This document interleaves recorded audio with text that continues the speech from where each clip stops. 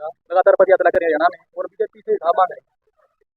एक बात बताओ जी, जो 10 साल से पहले जो 55 साल थे उसका हिसाब दे देंगे और फिर ये 10 साल का ले लेंगे। जो 55 साल में जो गड्ढे खुद रहे हैं, जो हमारी नींव हरियाणा की खोखली हो रही है, उसका हिसाब दो।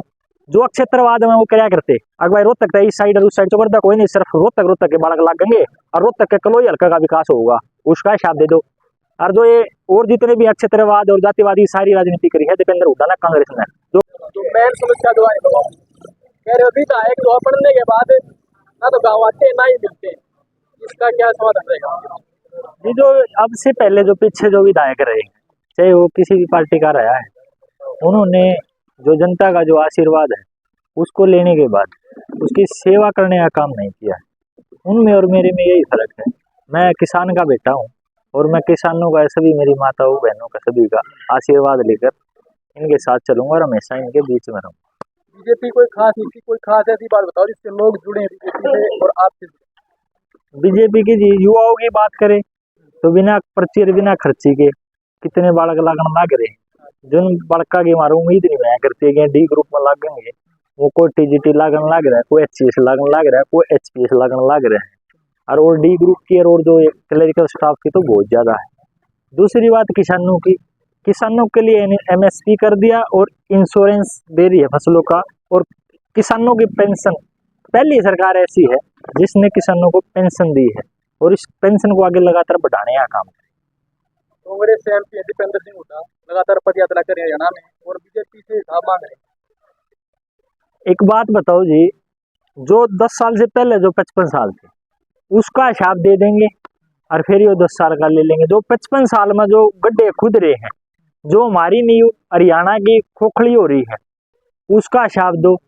जो अक्षेत्रवाद में वो क्या करते, अगर भाई रोहतक का इस साइड और उस साइड चौबरदा कोई नहीं, सिर्फ रोहतक के बालक लागेंगे और रोहतक के कलोई हल्का का विकास होगा, उसका हिसाब दे दो। और जो ये और जितने भी अक्षेत्रवाद और जातिवादी सारी राजनीति करी है दीपेंद्र हुड्डा ने, कांग्रेस ने, जो कि परिवारवाद की राजनीति है, बाबू दादा पोता भतीजा भाई सारे वही, और किसी का अंतिम व्यक्ति तक कोई फैसला कोई निर्णय नहीं रहा। कांग्रेस पार्टी कह रही है भाई जो है, जो बीजेपी पार्टी ने जो भेदभाव भी किया है और भ्रष्टाचार का काम किया है और तीसरी बार बिल्कुल भी नहीं है। ये उनके साथ तो जी वो हो रहा है, उन तो राज अटकन का मतलब है, झूठ बोलेंगे। आपने लोकसभा इलेक्शन में देखा होगा, 1 लाख रुपए के तो झूठे वायदे करे, खटाखट वाली बात कही उन नहीं कर देंगे। और जो हमारे भाइयों के लिए संविधान बदलने के लिए गलत वो किया और वो सारे अब भागते फिर रहे हैं, तो उनका तो जनता ने खटाखट हिसाब कर दिया। तीसरी बार तो छोड़ो उनका तो हिसाब किसी बात, उनका तो भविष्य में खाता खुलना भी मुश्किल लग गई। कांग्रेस कह रही है बदलाव चाह रही है पब्लिक है, और आप कैसे तीसरी बार कह रहे हो? बदलाव तो जी पब्लिक उनसे चाह रही है, अगर भाई बाप बेटा और जो घर के हैं उन छोड़ दो, पब्लिक तो उन्हें तो परेशान हो रही है। जो बाबू बेटा चल रहे हैं अपने अपने भविष्य को चमकाने के लिए, जनता के बारे में सोचे नहीं। जनता की तो एक पुकार है, तीसरी बार भाजपा सरकार, यही बीजेपी, यही अपनी जनता चाह रही है। कांग्रेस सरकार कह रही है कि ये जो पूर्व मुख्यमंत्री थे जनता खुश नहीं थी, इसलिए नया मुख्यमंत्री। कांग्रेस के कहने से काम नहीं चलता जी। जो पूर्व मुख्यमंत्री थे मनोहर लाल खट्टर जी, वो संविधान के हिसाब से अब नीचे से ऊपर चले गए, स्टेट से सेंटर में चले गए, ऊर्जा मंत्री बन गए और भी मैन डिपार्टमेंट मिल गए उनको।